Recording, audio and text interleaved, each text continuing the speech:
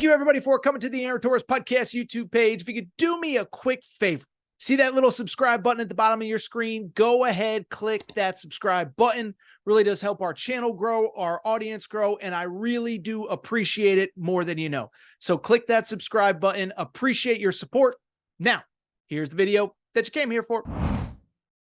Want to go ahead and talk a little bit about a team and a program that we talk about quite a bit here on the Aaron Torres Pod and Aaron Torres Pod YouTube channel. That is the Colorado Buffaloes, okay? So on Sunday's show, we talked about the win over Texas Tech. We don't need to go over all of that again.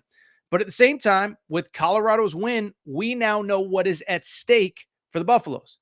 They are alone in second place in the Big 12, meaning if they went out in the regular season, they are playing in the Big 12 championship game. And if they win in the Big 12 championship game, if they get there, guess what happens?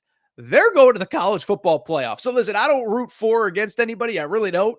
But it would be so cool to see Colorado in the college football playoff. That's another conversation for another day. But why we're talking today is because there's an interesting follow-up from the weekend. And it's always very interesting, by the way. Whenever you have on-the-field success, usually you know what follows next, and that is recruiting success. And this is the bottom line.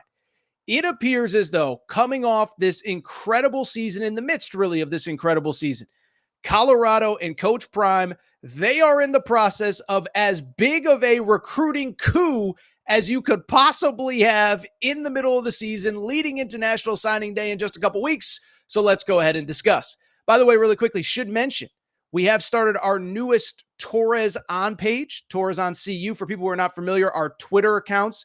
We have Torres on all the different schools, Colorado, UConn, Alabama, Tennessee, whatever. That's where I put all my content out. We share news, updates, whatever. So if you are a Colorado fan, you want to support the show, do me a favor, follow Torres On CU on Twitter.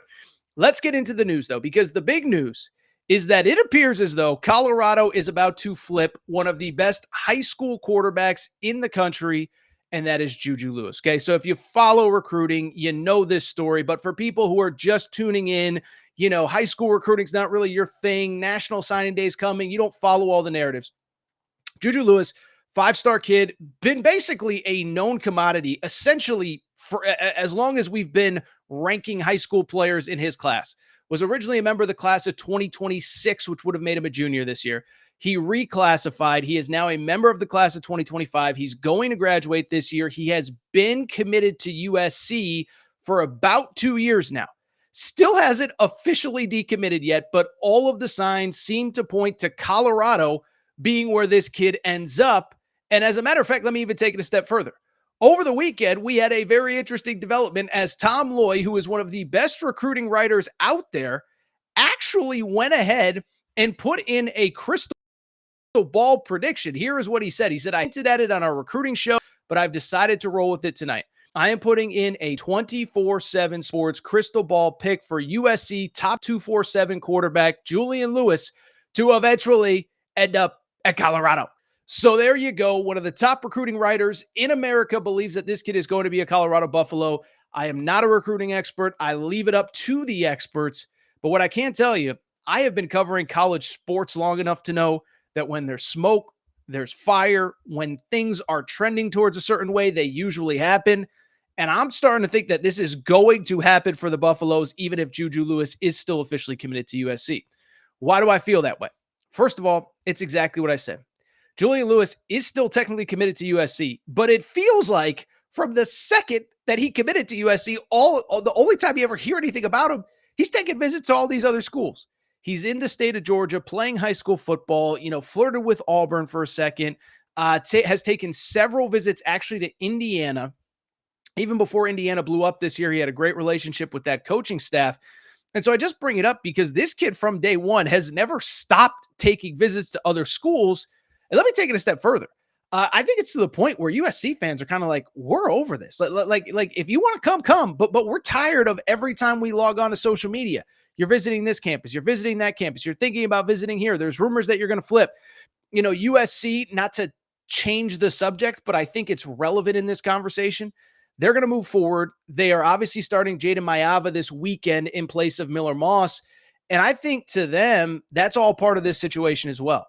They want JuJu Lewis if he wants to come, Julian Lewis if he wants to come. But I think they're kind of like, look, we have a sophomore quarterback on this roster that we believe in, that we brought in through the transfer portal last year. We're giving him a shot at the back end of this season. One, because Miller Moss just has not been very good.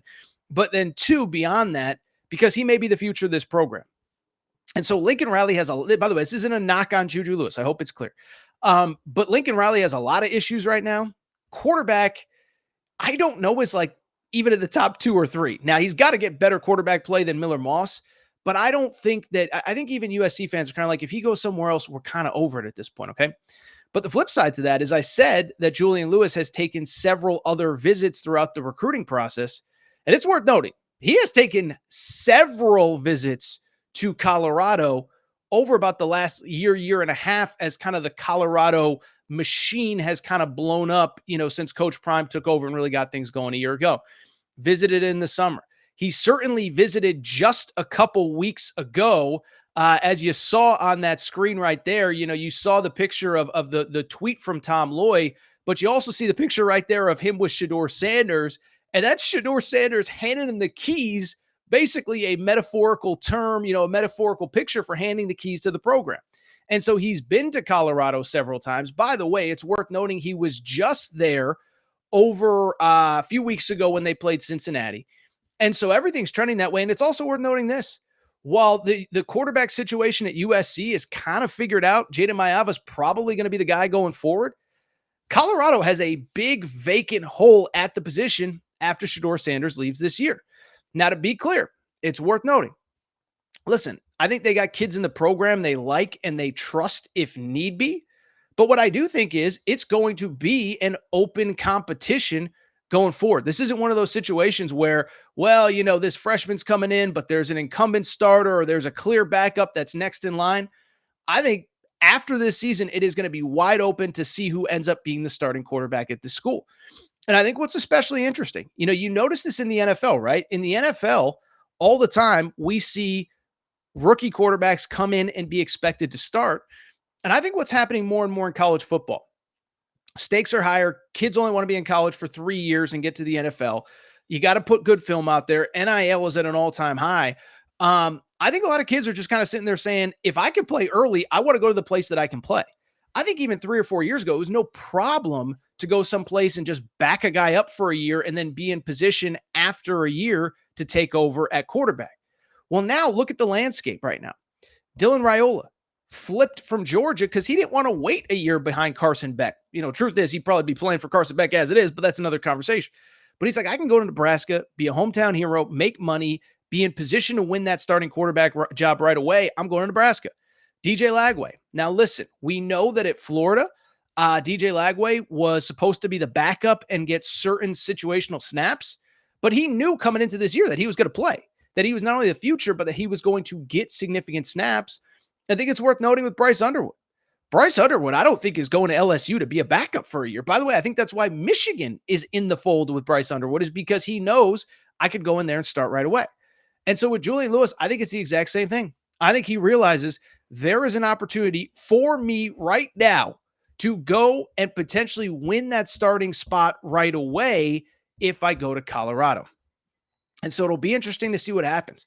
But I'll say this, if Coach Prime is able to flip this kid, this is the biggest, probably non-Travis Hunter recruiting win that he has ever had, okay? I'm not going to sit here and say that this will be a bigger recruiting win than flipping the eventual potential Heisman Trophy winner and top 5 pick in Travis Hunter.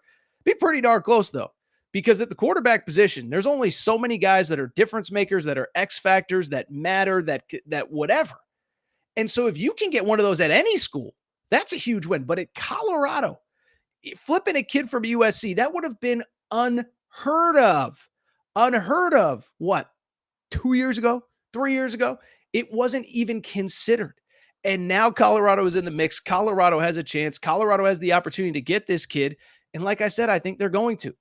Also think it's worth noting, and we talk about this all the time with recruiting stuff, is the idea that, remember, when you flip a quarterback, you're not just flipping the quarterback. It's that you have the opportunity to get other players as well. And that's the intriguing part about the possibility of flipping Julian Lewis. You don't think other really good players want to play with him? You don't think there's really good wide receivers, running backs, offensive linemen that want the opportunity to be a part of what he's doing? By the way, how do you think Jordan Seaton, the number one tackle in America, ended up at Colorado this year? Part of it was Coach Prime, but part of it was I get the block for a future first-round pick. Well, it's the same with Julian Lewis. We'll see what happens. We'll see who he can convince. It is worth noting, by the way, in a related recruiting note, we did find out that, oh, by the way, Carday Smith, an offensive tackle, who is also committed to USC, has also been predicted to flip to Colorado. This via Steve Wiltfong of On3. And so I just bring it up because it's not just getting Julian Lewis. When you get an elite quarterback, you bring other dudes with them. By the way, remember, Dylan Raiola, let's use him as an example, quarterback at Nebraska over the summer. Nebraska was completely out of the mix on the number one offensive tackle in America, David Sanders, and they got a couple visits. Now, they couldn't flip him. He is now committed to Tennessee, but it's just worth noting, when you get that quarterback in place, good things happen. And I'm here to say, Coach Prime is never going to take a lot of kids in a high school recruiting class. That's just not his style. But I think he's going to, relative to the number of players that he's taking, it's going to be one of the best classes in the country. Basically, every kid they got committed is a 4-star plus kid. Julian Lewis is a 5-star composite, according to 24/7 Sports. Carday Smith is a 4-star offensive tackle, and I still think there's some moves being made behind the scenes. So you don't want to oversell it. You don't want to overreact to it. Nothing is official yet, but every sign is pointing towards Julian Lewis officially becoming a member of the Colorado Buffaloes. We'll see if it happens, but what an adventure it would be if it does. If you enjoyed this video, do me a quick favor. Make sure to subscribe to the Aaron Torres Pod and Aaron Torres Pod YouTube channel. New clips, new videos going up every single day. By the way, Colorado fans, we just started this page, Torres on CU, for all your Colorado news and notes. Just started the page. We're at 40, 50 followers. We're hoping to get to 100 before the end of this week, before we get the Utah game this week. Can't do it without your support. All you got to do is click, follow. We'd appreciate you. We'll be back to talk more Colorado soon.